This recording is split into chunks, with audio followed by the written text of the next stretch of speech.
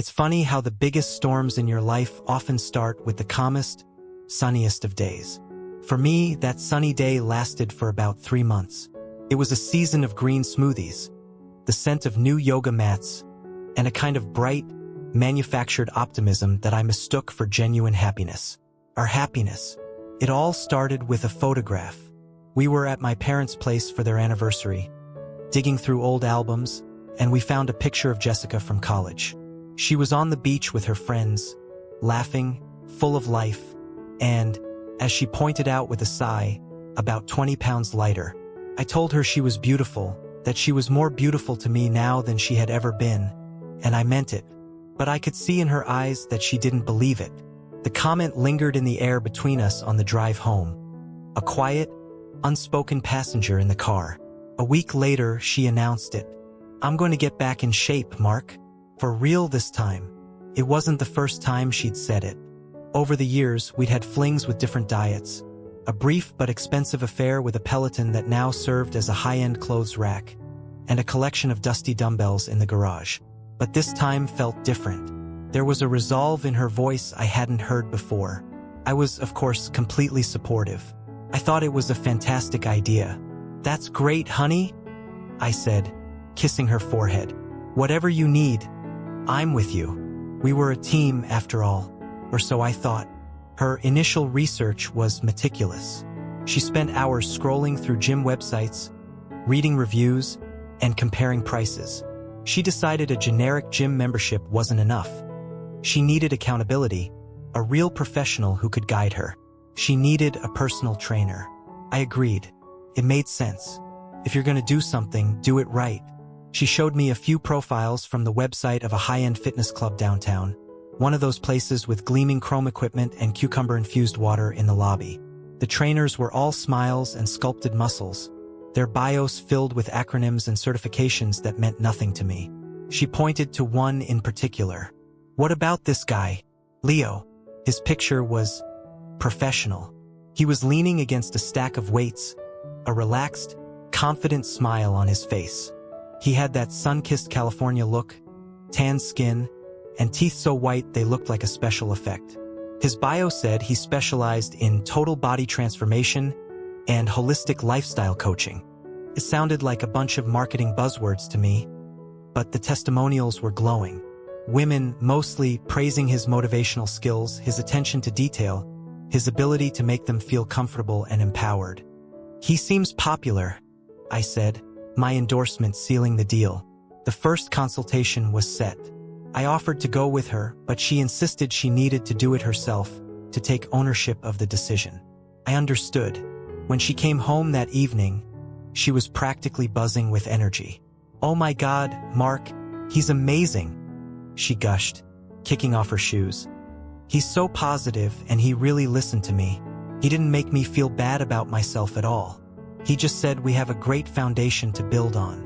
She talked for an hour about his approach, the nutrition plan he'd already sketched out, the way he explained the science behind muscle confusion and metabolic conditioning. It was all Leo says this and Leo says that. I just smiled and nodded, happy to see her so excited about something. The first few weeks were tough, but in a good way. She'd come home from her 3 times a week sessions, exhausted, sore, but with a triumphant glow on her face. Our kitchen slowly transformed. Kale and quinoa pushed out the pasta and potato chips. The blender was whirring every morning, concocting green sludge that she swore was delicious. I even tried it once. It tasted like grass clippings and despair, but I told her it was not bad because I was proud of her commitment. She'd recount her workouts in painstaking detail. Today, Leo had me doing these insane battle ropes, and then we did burpees until I thought I was going to die. But he was right there, counting and cheering me on. He has this way of pushing you just past your limit, you know? I didn't, but I was glad he did. He was just a name to me, a disembodied voice of encouragement in my wife's new life chapter. The cost was astronomical, more than our monthly car payment, but I saw it as an investment in her health and happiness. She was more energetic, she was sleeping better, and there was a new confidence in the way she carried herself. How could I complain about that? She started buying new workout clothes, sleek leggings and brightly colored tops that showed off the new muscle tone she was so proud of. I told her she looked incredible, and she did. The first time I felt a flicker of something. It wasn't even suspicion. It was more like a tiny, insignificant observation. She was on her phone, smiling. I assumed she was texting her sister or one of her friends. When I glanced over, I saw Leo's name on the screen. It was a message about scheduling her next session, but it was followed by a string of emojis. A laughing face, a strong arm flex, a thumbs up. It seemed a little familiar for a client-trainer relationship, but I instantly dismissed it. He's a millennial, I thought. That's just how they communicate. Besides, his whole business is built on being friendly and motivational. It was part of the service we were paying for. Then there were the little mentions of his personal life that started creeping into her stories. It's so funny. Leo was telling me about his rescue dog, a pit bull mix named Bruno. He has the funniest videos of him. Or, Leo's having such a hard time with his landlord. I told him about that tenants' rights website you used once. She was learning about him, about his life outside the gym. It felt a little strange, this intimacy with a man I'd never met, but I rationalized it away. Good trainers build rapport. It's how they keep their clients motivated. It's a business strategy. He wasn't a threat, he was a tool. A very expensive, very handsome tool that was making my wife happy.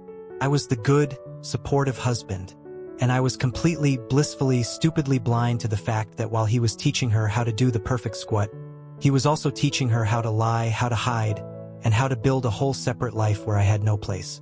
I was just the guy who paid the bills and told her the green sludge tasted fine. The new normal settled in. The morning blender symphony, the gym bag permanently stationed by the front door, the faint, clean scent of her post-workout shower clinging to the towels. For a while, I managed to keep telling myself that this was all positive progress, but the foundation of our life was shifting in ways I was trying very hard to ignore. The changes were no longer just about fitness. They were seeping into the spaces between us, quiet and insidious. The first real casualty was her phone. It used to be a communal object, something she'd leave on the coffee table for hours, sometimes asking me to read her a text from her mom if she was busy cooking. Now, it was an extension of her body. It lived in her pocket, in her hand, or on the nightstand right next to her, always screened down. The notifications were the first thing that started to get under my skin. A distinct ping would sound at 10 p.m. while we were watching a movie, and she'd subtly angle her body away from me to read and type a response, a small, private smile playing on her lips. "Who's that?" I'd ask, trying to sound casual. "Oh, just Leo," she'd say, her voice a little too bright. "He's sending out the workout plan for tomorrow. At 10 p.m.? On a Tuesday." Felt odd. But what did I know about the work habits of personal trainers? Maybe they were always on, always motivating. I tried to make a joke of it. "Does that guy ever sleep?" She'd laugh, a short, clipped sound that didn't quite reach her eyes. "He's just really dedicated." Her dedication, or his, began to bleed outside the confines of their scheduled sessions. The 3 days a week became 4, then 5. "Leo had a cancellation and offered me the slot," she'd explain. "Then came the weekend sessions. He's running a special HIIT class on Saturday morning. It's a great opportunity." Soon, even her errands seemed to revolve around the gym's location. "I'm just going to pop by the gym to stretch for a bit before I go to the grocery store." Each excuse was plausible on its own, a single logical thread. But when woven together, they created a tapestry of absence. She was spending more time with him, or at least in his orbit, than she was with me. The emotional distance was harder to pinpoint, but it was far more painful. It was like a pane of soundproof glass had been lowered between us. We were in the same room, but we were in different worlds. Her world was now filled with terms and names I didn't understand. She'd talk about WODs and macros, about someone named Brenda at the gym who hit a new personal record, or some guy named Kyle who was always hogging the squat rack. And woven through all these stories was Leo. He wasn't just her trainer anymore. He was her confidant, her guru. I was telling Leo about the issue with my boss, and he gave me some great advice. Or, Leo and I were talking about travel, and he said I should absolutely go to Costa Rica, that I'd love the yoga retreats there. When did we stop talking about those things? I was the one she used to vent to about her boss. We were the ones who used to spread maps on the floor and dream about Costa Rica. Now, it felt like I was getting a secondhand report of my wife's life, pre-filtered and approved by Leo. He was becoming the primary source of her validation. One evening, I came home excited to tell her I got a preliminary nod for a promotion at work. It was a huge step, something we'd been hoping for. I found her in the kitchen, scrolling through her phone, and I told her the news. She looked up, her eyes unfocused for a second. "Oh wow, babe, that's great." Then she looked back down at her screen. "Hey, check this out. Leo just sent me a video of the proper form for a kettlebell swing. Look at that hip hinge. It's perfect." And just like that, our news was forgotten, replaced by a grainy video of a man I'd never met demonstrating an exercise. I felt a cold knot tighten in my stomach. I wasn't just losing her time, I was losing her attention. Our physical intimacy dwindled to almost nothing. My attempts to initiate were met with gentle but firm rejections. "I'm just so exhausted from the workout, Mark. My muscles are so sore, I can barely move. I have to be up at 5 a.m. for a session with Leo." They were all legitimate excuses, the kind a loving husband is supposed to understand. And I tried. I told myself it was temporary, a side effect of her new demanding regimen. But my touch, which used to be a comfort to her, now seemed like an intrusion, a demand she was too tired to meet. Yet she had endless energy for him. The final crack in my denial came late one Thursday night. I woke up around 2 a.m., thirsty. I reached for the glass of water on my nightstand, and in the dim moonlight filtering through the blinds, I saw her. She was sitting up in bed, backlit by the glow of her phone, her thumb moving rapidly across the screen. There was an intensity in her posture, a complete absorption that I hadn't seen from her in months. She wasn't just scheduling a session. Her face was illuminated by the screen, and on it was a wide, unguarded smile, the kind she used to give only to me. It was a secret, happy smile in the dead of night. Hearing me shift, she jumped, fumbling the phone and quickly shutting off the screen. The sudden darkness felt heavy, accusatory. "What's wrong?" she whispered, her voice strained. "Nothing," I lied, my heart pounding against my ribs. "Just getting some water." I lay back down, facing away from her, my mind racing. "Who are you smiling at, Jess? Who are you texting at 2 o'clock in the morning?" I knew the answer. I didn't want to know it, but I did. And for the first time, the word cheating wasn't a paranoid whisper in the back of my mind. It was a scream. The morning after the 2 a.m. texting incident was cold, despite the warmth of the early sun. We moved around each other in the kitchen with a forced, brittle politeness. Every casual question I asked felt loaded, a test. "Sleep okay?" I'd ask, watching her face for any flicker of guilt. "Like a rock," she'd reply, her eyes fixed on the coffee maker. She was a better liar than I had ever imagined. The smiling, secretive woman from the night before was gone, replaced by the familiar, focused Jessica, chugging her protein shake before heading out to her session. But something had irrevocably broken inside me. The benefit of the doubt, that deep reservoir of trust one had for her, had evaporated in the blue light of her phone screen. I was no longer just a husband. I was a watchman, scanning the horizon for a storm I now knew was coming. My chance came 2 days later. It was a Saturday, and she'd just come back from one of her weekend boot camps. She announced she was exhausted and going to take a long shower. I told her I'd do her a favor and take her car to the gas station to fill it up for the week. "Oh, you don't have to do that," she said, a little too quickly. "I can get it tomorrow." But I insisted, telling her I was bored and needed to get out of the house.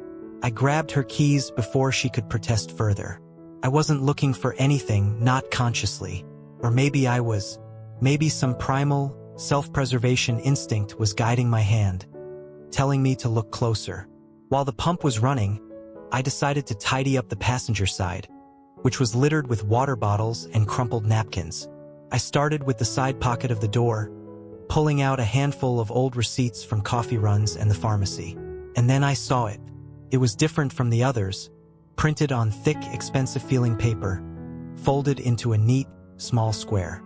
It was from the Cypress Table, a restaurant we talked about for years. It was one of those places you save for a milestone anniversary, intimate, candle-lit, with a wine list that looked more like a novel. My heart started to beat a frantic, heavy rhythm against my ribs. I unfolded it with trembling hands. The date was in the top corner. Tuesday, a week and a half ago. The timestamp was 9:47 p.m. I remembered that Tuesday perfectly. She'd come home late, well after 10, her hair damp with sweat, telling me Leo had kept the class late for an extra gut-busting round of conditioning. She was too tired to even talk, collapsing into bed. But the piece of paper in my hand told a different story. A story of a 3-course meal, pan-seared scallops, duck confit, a bottle of Malbec priced at $80, and 2 desserts, chocolate lava cake and a creme brulee, 2 of everything. The total, with tip, was just over $200. A wave of nausea washed over me. I leaned against the car, the smell of gasoline sharp and overwhelming. I tried to find an innocent explanation. I really did. I thought, maybe she went with a friend? Her sister? But why would she lie about it? Why the elaborate story about a workout class? And who spends that kind of money on a platonic dinner with a friend on a Tuesday night? The details were a swarm of angry hornets, each one stinging me with the same poison. She was with him. The expensive meal, the wine, the shared desserts, it wasn't a business meeting. It was a date. It was a romantic, intimate evening she had deliberately and carefully hidden from me. I drove home in a daze, the receipt tucked securely in my wallet, feeling like a cancerous tumor against my hip. I had to know for sure. I couldn't confront her with it, not yet. If I did, she might find a way to explain it away, to twist it. I needed to see her lie. I needed to look her in the eye and watch her build the false reality she wanted me to live in. I waited until that evening. We were on the couch, the television murmuring in the background, creating the illusion of a normal, domestic night. I turned to her, my voice carefully calibrated to sound offhand, curious. "Hey, I was just thinking," I began, my stomach churning. "That Tuesday night you had that crazy late conditioning class. What did you guys even do? You came home so wrecked." She didn't even blink. She looked up from her magazine, a small, tired smile on her face as if recalling a grueling but satisfying memory. "Oh God, don't remind me," she laughed. "It was brutal." Leo called it the terrible Tuesday circuit. We did like 1,000 burpees, I swear, and then these awful sled pushes. Brenda almost threw up. It was insane, but honestly, I felt so amazing afterward. Totally earned my sleep that night. I just stared at her. The details were so vivid, so specific. The terrible Tuesday circuit, the 1,000 burpees, the mention of Brenda. It was a masterpiece of fiction, delivered with the casual ease of an absolute truth. And in that moment, as she smiled at me, the woman I loved more than anything in the world vanished. She was replaced by a stranger, a convincing and accomplished performer who could look me straight in the face and feed me a story about sled pushes, while the taste of another man's wine was still a memory on her tongue. The love I felt for her was suddenly choked by a cold, terrifying certainty. This wasn't a misunderstanding. This wasn't a one-time mistake. This was a calculated deception. The receipt in my wallet was no longer just a piece of paper. It was proof. It was the key to a door I was now terrified to open. But I knew with every fiber of my being that I had to. My life as the supportive, trusting husband was over. A new, darker chapter had just begun. The lie hung in the air between us for days. A toxic, invisible fog. I looked at Jessica, the woman I had built my entire world around, and I saw only the architecture of her deceit. Every smile seemed calculated. Every touch felt like a performance.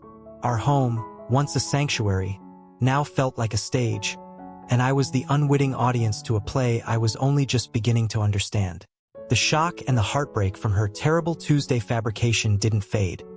They metastasized into a cold, obsessive need for the complete truth.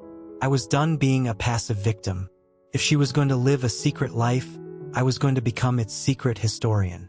Grief had made way for a grim, analytical resolve.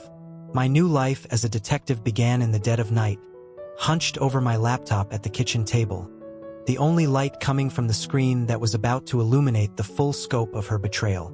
My first target was the one thing we still truly shared, our family phone plan. My hands were shaking so badly I could barely type the password. It felt like a monumental transgression, a violation of the very last shred of trust between us. But then the image of her smiling as she described her fictional workout flashed in my mind, and the guilt was replaced by a surge of righteous anger. She had already burned the bridge of trust. I was just sifting through the ashes. I navigated to the usage details, selected her phone number, and held my breath as a month's worth of call and text logs loaded onto the screen. It was an avalanche of data. At first, it was just a meaningless jumble of numbers. But I knew the number I was looking for. I had memorized it from the gym's website when she first signed up with Leo. I typed his number into the search bar. The screen repopulated, and the meaningless jumble sharpened into a horrifyingly clear picture. It wasn't just a few texts a week to schedule sessions. It was a deluge. 20, 30, sometimes 50 messages a day. They started early in the morning and continued late into the night, long after her workouts were over. There were calls too. Not just quick one-minute confirmations, but long, meandering conversations. 30 minutes during her lunch break. An hour in the late afternoon, when she was supposed to be driving home from work. My eyes scanned down the list until I found the date from the receipt. That Tuesday. There was a flurry of texts in the afternoon, then a 45-minute phone call around 6 p.m., right when she would have been getting ready. Then radio silence for 3 hours. And then at 10:17 p.m., a single text message from his number to hers. My imagination filled in the blanks. Had a great time tonight. Get home safe. I felt sick. This was no longer about a single dinner. This was a constant, ongoing dialogue, a parallel life lived through a screen. I was a ghost in my own marriage. The next logical step was social media. It felt grubby, like peering through a stranger's window, but I was compelled by a force stronger than my own dignity. I started with his Instagram profile. It was exactly what I'd expected.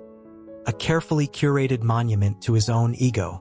Endless photos of him flexing in the gym mirror, videos of him lifting impossibly heavy weights, inspirational quotes plastered over pictures of sunsets. It was a shrine to the superficial, and my wife was a devout worshiper. Her comments were easy to find, little digital breadcrumbs leading me down a path of humiliation. On a picture of him shirtless, holding a protein shake, she had commented, "Looking strong, you're killing it," with a fire emoji. On a video of him talking about motivation, she'd written, "So true. You always know just what to say." They were public declarations of affection, hidden in plain sight. I clicked on his tagged photos and my blood ran cold. There was a group picture from a Weekend Warrior event a month ago. The whole class was smiling, sweaty, and posing for the camera. And there, in the middle of the group, was Jessica. She was standing right next to Leo, leaning into him, her hand placed casually, possessively on his bicep. His arm was around her waist, his fingers resting just a little too low on her hip. They looked like a couple. They looked natural. I was just the guy at home, waiting for her to return from her workout. The paranoia took root quickly. Every time her phone buzzed, I felt a jolt of adrenaline, a mix of fear and rage. I started tracking her location through the app we'd installed for safety years ago and never used. I'd watch the little blue dot that represented my wife move across the map, and my stomach would clench every time it neared the gym. Was she really there for a workout? Or was she meeting him? I started losing sleep, replaying her lies, scrolling through the phone logs, staring at that photo of them together until my eyes burned. At work, I'd stare blankly at my computer screen, my mind a million miles away, constructing timelines, searching for inconsistencies in her stories. I felt like I was losing my mind, caught in a feedback loop of suspicion and confirmation. One night, she came home smelling faintly of a cologne that wasn't mine. "Oh, This guy at the gym was trying a sample and sprayed it everywhere, she said with a laugh when I asked. The lie was so effortless, so practiced. I just nodded, the truth caught in my throat like a shard of glass. I was living with a stranger, and my investigation was no longer just about uncovering an affair. It was about survival. It was about finding one solid, undeniable piece of truth in the wreckage of my life before I drowned in the lies. The paranoia was a physical thing now, a constant tremor in my hands, a bitter, metallic taste in my mouth. I was a ghost in my own house, haunting the hallways at night, my laptop my only companion. I had spreadsheets, timelines, cross-referenced phone logs, and screenshots of social media posts.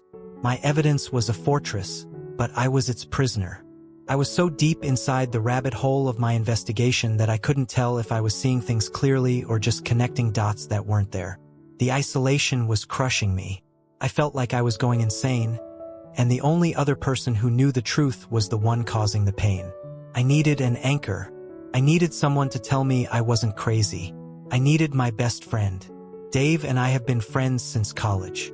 He's a software engineer, a man who thinks in logic and code, and he has a bullshit detector that's second to none. He's the friend I call for tax advice or to help me move a couch. Not the one I'd typically unload my deepest emotional turmoil onto. But I was desperate. I called him on a Wednesday afternoon, my voice cracking, and just said, "Man, can you come over? Something's wrong with Jess and me." He was at my door an hour later with a six-pack of beer and a look of serious concern on his face.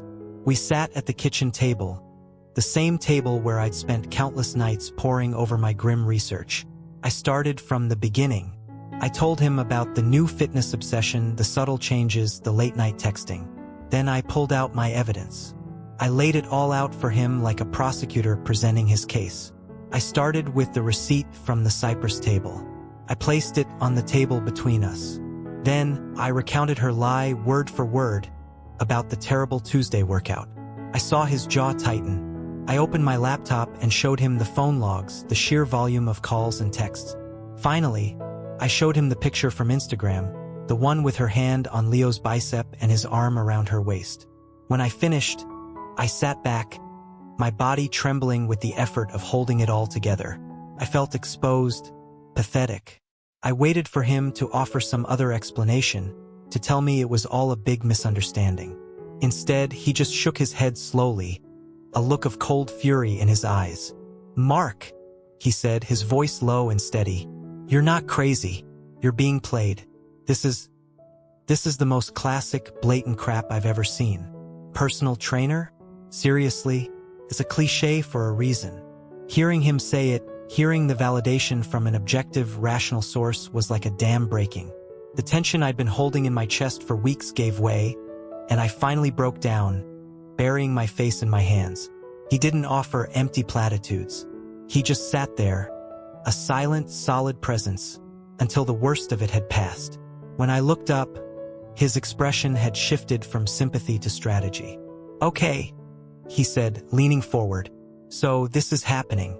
The question is, how far has it gone? You have a mountain of circumstantial evidence, but you don't have the smoking gun. You haven't seen the actual messages. You don't have definitive proof they've been alone together. You need something she can't possibly deny or explain away." My mind was a fog. I had no idea what to do next. "I can't get into her phone, Dave. I don't know her password." "You might not have to," he said, his mind already working. "You guys share an Apple ID, right? For buying apps and music." I nodded. "Are her photos set to automatically back up to the iCloud? The family account?"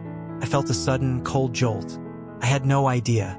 We'd set it up years ago and never thought about it again. It was just a background utility, a silent digital filing cabinet. Dave grabbed my laptop. "Let's find out." He walked me through logging into our shared cloud account. My heart was pounding out of my chest as the photo library loaded. First, it was just familiar pictures. Holidays, birthdays, photos of our dog. Then Dave started clicking through the menus. "Most people don't realize this," he muttered. "But even if you delete a photo from your phone, it can hang around in the cloud for a while, especially if you're not actively trying to hide something." He navigated to a folder I never knew existed, recently deleted. And there they were. It wasn't one picture. It was a dozen. They weren't pornographic, but they were devastatingly intimate. There was a selfie of Jessica and Leo in the front seat of his car, both of them grinning, her head resting on his shoulder. There was a picture of their hands clasped together across the table at a coffee shop, a half-eaten pastry between them.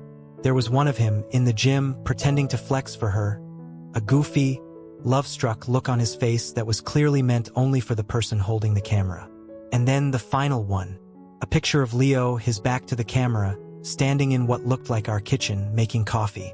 The timestamp was from a Monday morning a week ago when I was at work. He had been in our house, in our kitchen. He had been alone with my wife in the home we built together. Dave just put a hand on my shoulder.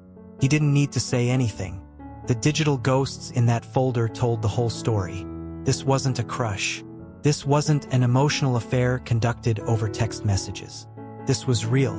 It was happening in my car, in my city, in my own damn kitchen. I wasn't a detective anymore.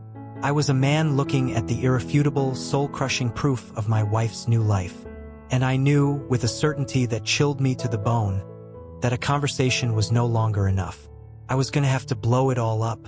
The images on the laptop screen burned in my mind. Jessica and Leo smiling in his car, their hands intertwined. Him in our kitchen. The digital proof was absolute, and it ignited a firestorm of rage in my gut. Dave was trying to be the voice of reason, a calm strategist in my personal war room. "Okay, man, this is it.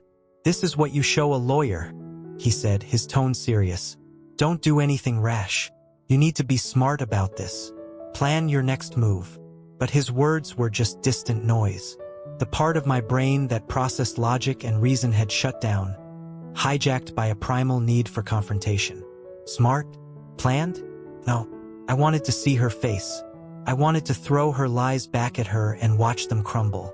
I wanted the satisfaction of the truth, and I wanted it now.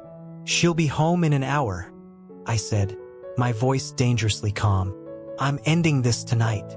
Dave tried to argue, to tell me I was too emotional, that I was walking into an ambush without a plan. But I wasn't listening. I ushered him out, promising I'd call him later, and then I began to pace. The living room felt like a cage. I left the laptop open on the coffee table. The folder of photos displayed like a shrine to my own destruction. Every passing car on the street made my heart leap into my throat. I was a coiled spring of righteous fury, ready to snap. When I finally heard her key in the lock, I stood in the middle of the room, my arms crossed, my body rigid. She walked in, flushed and smiling, dropping her gym bag by the door. "Hey you, oh my God. Today was insane. Leo had us doing. I know what you've been doing." I cut her off. The words came out colder and sharper than I intended. Her smile faltered.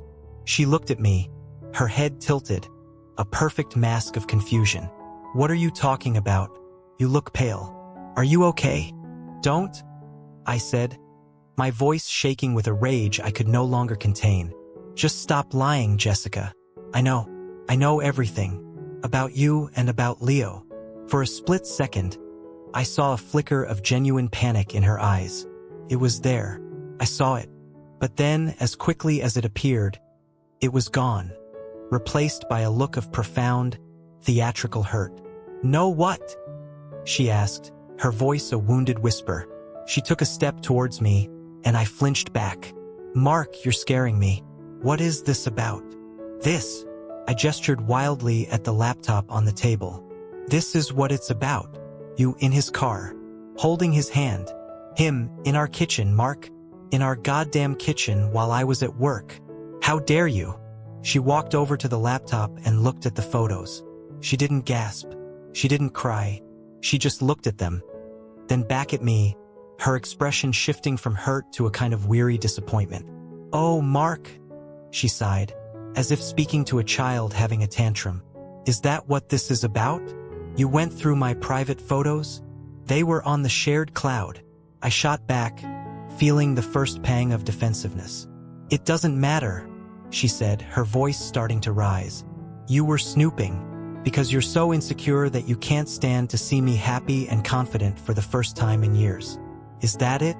You can't handle that I have a life, a friendship, outside of you. A friendship. I laughed, a raw, humorless sound. That's what you call this? You lied to my face about being at a romantic dinner with him. I have the receipt. A dinner? You mean when Leo and I grabbed a bite after that nutrition seminar he took me to? The one I told you about? Oh my God. She put her hand to her forehead. He was being nice, Mark. He's my friend. He helps me. The photo in the kitchen. He was dropping off a new tub of protein powder I'd ordered. He was here for 5 minutes. You've taken these completely innocent moments and twisted them into some sordid affair in your head because you're spiraling. Her performance was breathtaking. Every accusation I threw at her, she caught and hurled back at me, reframed as a symptom of my own jealousy and paranoia. My righteous anger was dissolving, replaced by a bewildering confusion. Her explanations were thin, so incredibly thin, but she delivered them with such conviction. The confidence I had felt just 10 minutes earlier was draining away, leaving me feeling unsteady, foolish. She saw her advantage and pressed it, her eyes welling up with tears. I have worked so hard, she sobbed, her voice thick with emotion. I am finally starting to feel good about my body, about myself, and this is what I get? Accusations? You, my own husband, lurking and spying on me, thinking the absolute worst? Do you know how much that hurts? All this time, I thought you were proud of me. She had done it. In the space of 3 minutes, she had completely flipped the script. I was no longer the victim of a betrayal. I was the cruel, suspicious husband, crushing her newfound self-esteem with my baseless jealousy. The photos on the screen, which had seemed like such concrete, irrefutable proof, now looked flimsy and circumstantial through the lens of her outrage. My plan, my confrontation, had completely disintegrated. I had no response. I just stood there, mute and defeated, as she delivered the final blow. I can't even look at you right now, she whispered, tears streaming down her face. You've ruined this. You've ruined everything. She turned and walked to our bedroom, slamming the door behind her. I was left alone in the silent living room, the damning photos still glowing on the laptop screen. But they offered no comfort now, no clarity. The confrontation wasn't a confrontation at all. It was a masterclass in manipulation, and I had failed the test completely. I had walked in with a sword of truth and left with nothing but the confetti of my own confusion. I hadn't cornered her. I had only shown her my hand, and now she knew I was watching. The game had just gotten a hell of a lot harder. The week after the failed confrontation was a masterclass in psychological warfare. Jessica treated me with the cold, wounded disappointment of a martyr. She moved around the house with an exaggerated sadness, sighing heavily whenever I entered a room. She was punishing me with her silence, making me pay for my unfounded accusations. And the worst part was her tactic was working on some deep primal level. I felt guilty. Despite the mountain of evidence, her performance had planted a seed of doubt. Was I a monster? Had I destroyed our marriage with my paranoia? But then, in the dead of night, I would look at the photos of her and Leo. I would remember the casual, confident lie about the terrible Tuesday, and the cold certainty would wash over me again. I hadn't destroyed anything. I had simply turned on the lights in a room that had been dark for a very long time. I knew then that I couldn't win a battle of words with her. She was too good, too practiced. Digital evidence could be explained away, twisted into something innocent. I needed something real, something she couldn't spin. I had to see it with my own eyes. The thought of physically following her felt sleazy, a violation of some fundamental moral code. But she had left me no other choice. She had made me this person. Her lies were the catalyst for my obsession. My sanity now depended on finding a single, irrefutable moment of truth. The perfect opportunity, her perfect alibi, came the following Friday. She told me about it a week in advance, her voice full of feigned excitement. Next Saturday, Leo's hosting a special wellness retreat for his top clients. It's an all-day thing, out at that nature preserve in the valley. Yoga, meditation, a healthy cooking class. It's supposed to be amazing for resetting your mindset. I'll be gone from morning till evening. She had the story down perfectly, complete with details about the guest yoga instructor and the vegan menu. It was a beautiful, intricate lie, and I pretended to believe every word of it. "Wow, that sounds great, honey," I said, the supportive husband playing his part one last time. "You deserve it." That Saturday morning, she kissed me goodbye, her lips cold against my cheek. "Have a good day," she said. "I'll see you tonight. Don't wait up. We might grab a healthy dinner afterwards." The moment her car pulled out of the driveway, my own plan kicked into action. I didn't go to Dave's house to watch football like I told her I would. Instead, I drove straight to the nature preserve in the valley. I knew there was no retreat. I just needed to confirm it. The park ranger at the entrance looked at me, confused, when I asked about a large yoga and wellness event. "Nope," he said, shaking his head. "Park's quiet today. Just the usual hikers." There it was, the foundation of her alibi, a complete fabrication. My heart didn't race. It just sank, heavy and cold in my chest. Now for the hard part. Where was she really? My mind screamed the answer. She was with him. During my late-night detective sessions, I had done a deep dive on Leo. Public record searches were surprisingly easy if you knew where to look. I had his address, a condo complex about 40 minutes away, in a part of town I never went to. Driving there, I felt a strange sense of calm. The kind of calm that comes when you know you're heading towards a conclusion, no matter how painful. I felt detached, like I was a character in a movie, watching my own hands grip the steering wheel. I found his complex and parked down the street, my car angled just right so I could see the main entrance without being obvious. And then I waited. For the first hour, I felt like a fool. I was about to give up, to convince myself I had been wrong, that she was somewhere else entirely. And then I saw it. Her car, a dark blue SUV, identical to ours, pulling into a visitor spot not 50 feet from where I was parked. I sank down in my seat, my breath catching in my throat. She got out. She wasn't wearing yoga clothes. She was wearing a beautiful sundress, one I'd bought her for our anniversary last year. She looked happy, relaxed, and she was carrying a small overnight bag. She walked up to the main entrance and buzzed one of the apartments. A moment later, the door swung open, and Leo stepped out. He wasn't in gym clothes either. He wore jeans and a simple t-shirt that did little to hide his physique. He was smiling, and the way he looked at her, it was a look of pure, unguarded affection. The look I thought she reserved for me. This was it. My heart was a drum against my ribs. I fumbled for my phone, my fingers trembling as I opened the camera app and zoomed in. They stood there for a moment, talking. She laughed at something he said, throwing her head back in a way that I loved. Then, he reached out, cupped her face in his hands, and he kissed her. It wasn't a friendly peck. It was a deep, passionate, lingering kiss.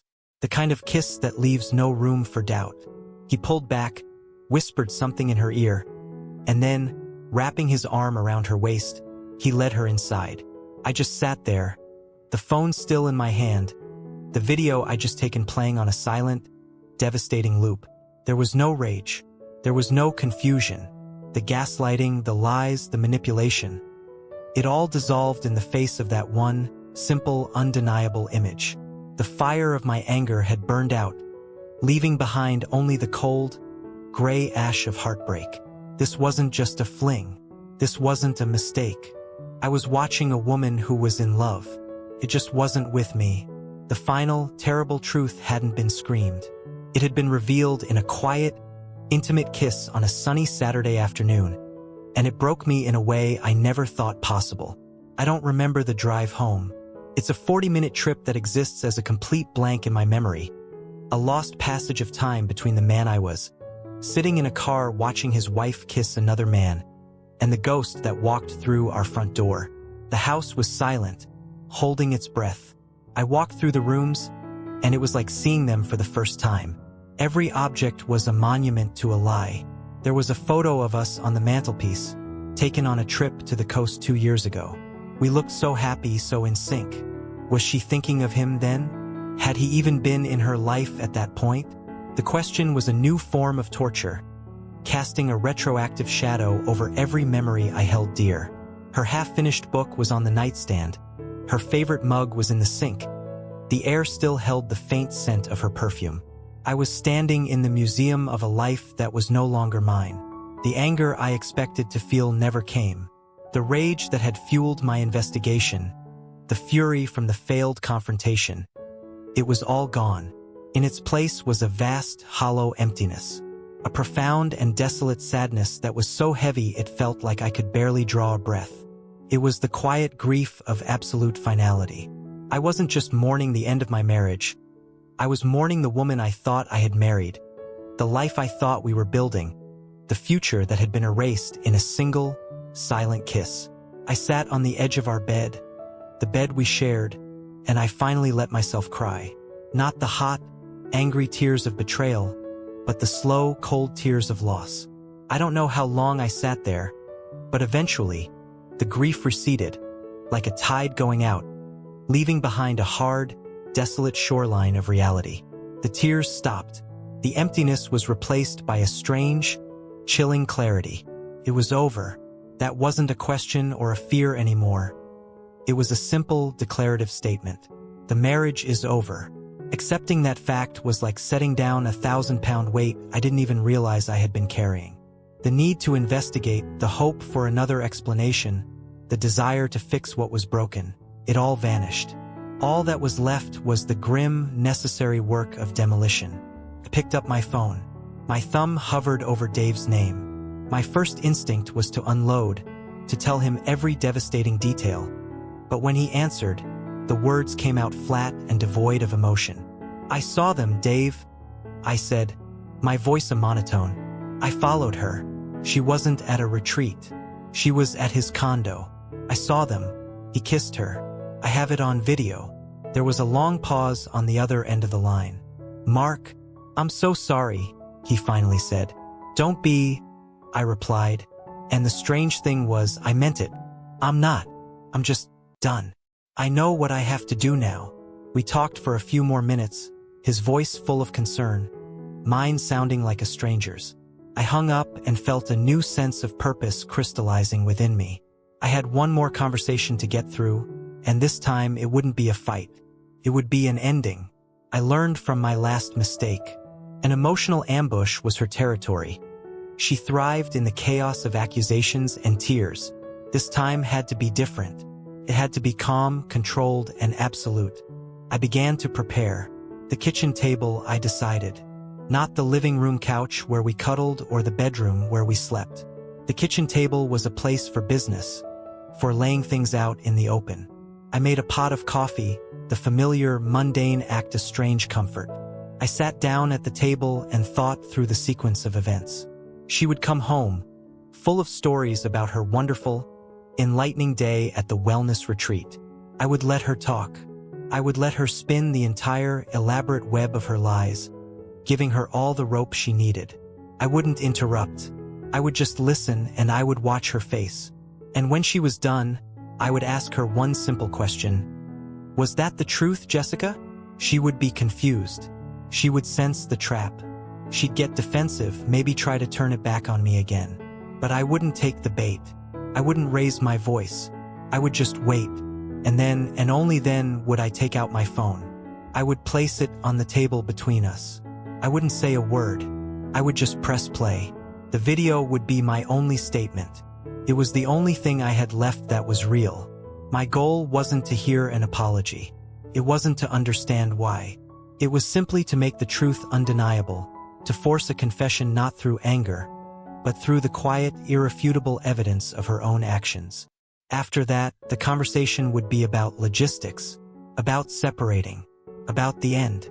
As the sun began to set, casting long shadows across the silent house, I sat at the kitchen table, a cold cup of coffee in front of me. I felt eerily calm.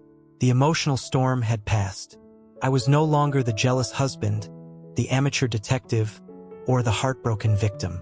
I was just a man waiting to close the final chapter of his own life story. I rehearsed the sequence one last time in my head. Let her lie. Ask the question. Press play.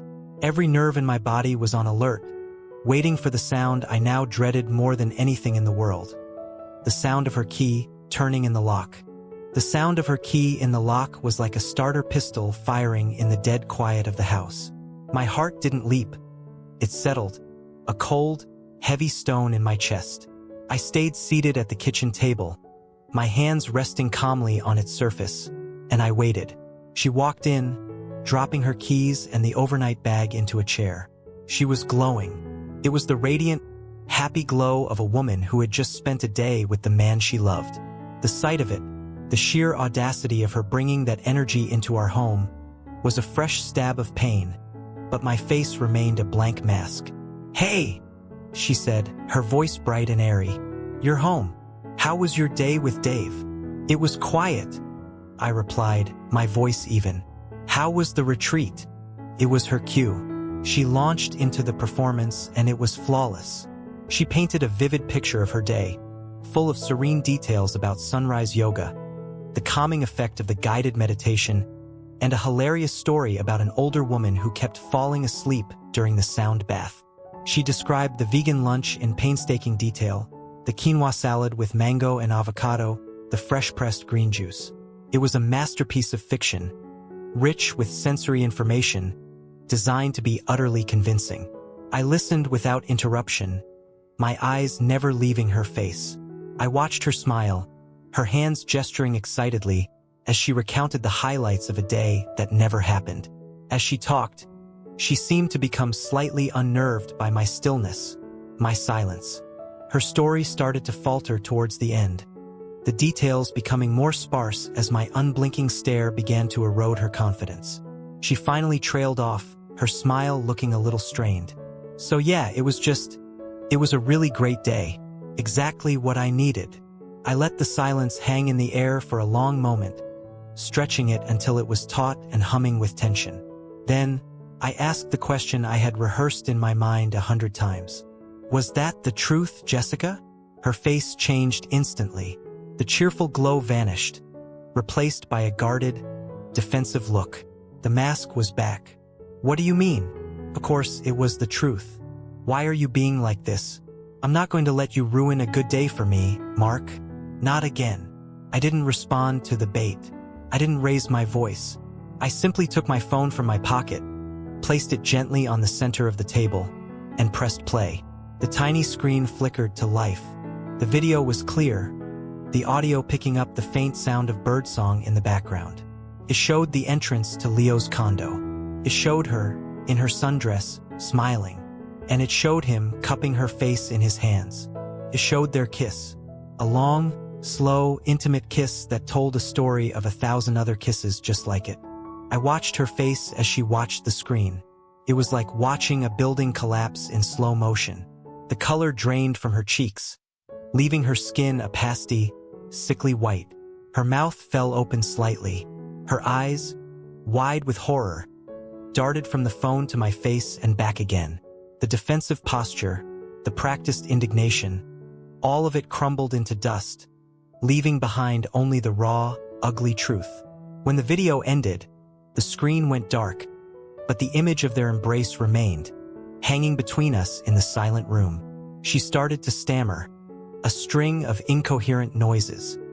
That's Mark, I can explain." But there was no explanation. We both knew it. The lie was too big, the proof too absolute. She finally broke, a ragged sob tearing from her throat as she collapsed into the chair opposite me, burying her face in her hands. The carefully constructed world she had built for herself had been obliterated by a 15-second video clip. The silence was broken only by her weeping. The planned, controlled confrontation was over.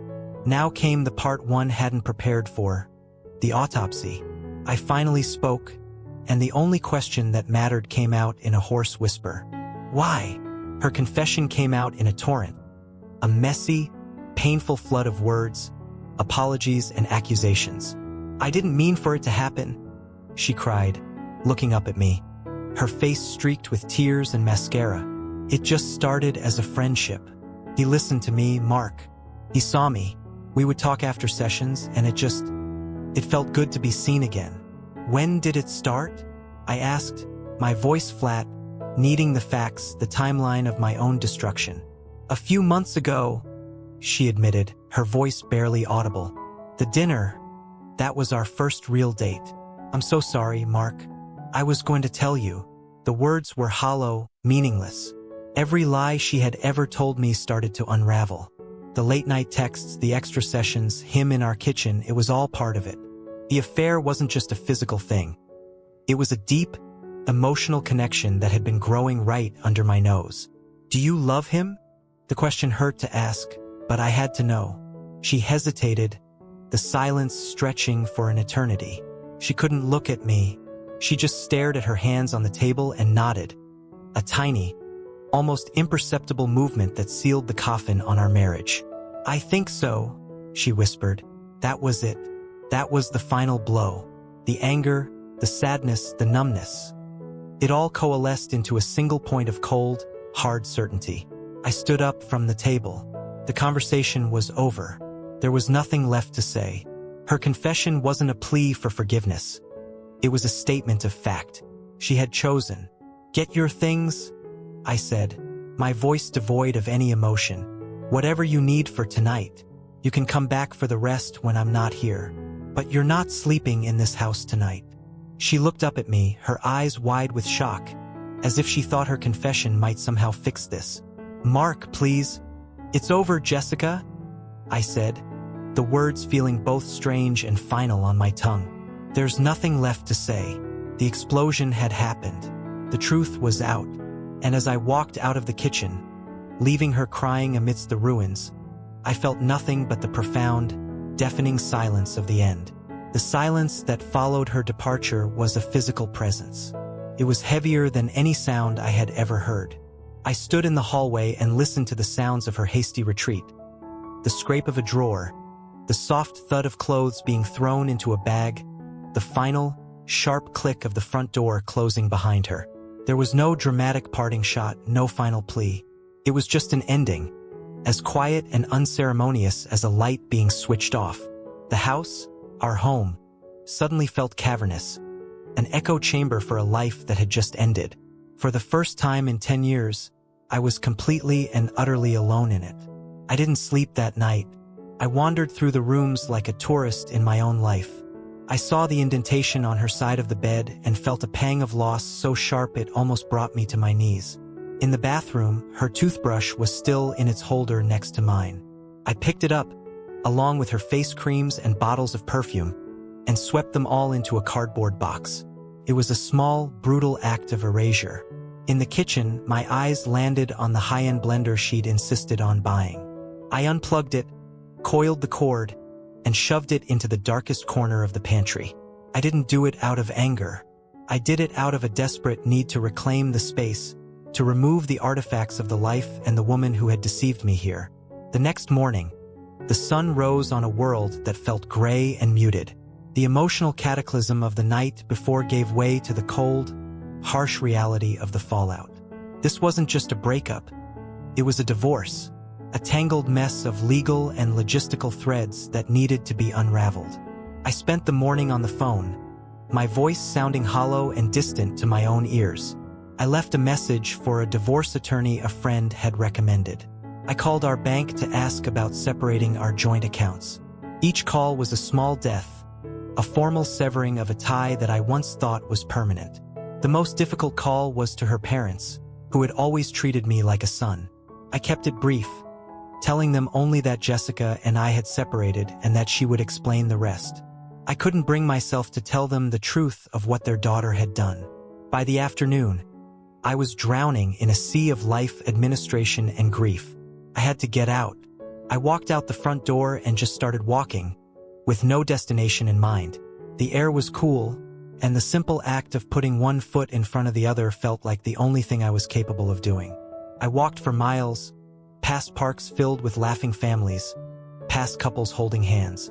I felt a profound sense of detachment, as if I were watching the world from behind a thick pane of glass. But then, as I was walking back, something shifted. I realized that for the first time in months, I wasn't looking over my shoulder. I wasn't checking my phone for her location. I wasn't analyzing a text message or dreading what lie she would tell when she got home. The paranoia, the anxiety, the constant, churning sickness in my stomach. It was gone. All that was left was the pain, and the pain, I realized, was clean. It was honest.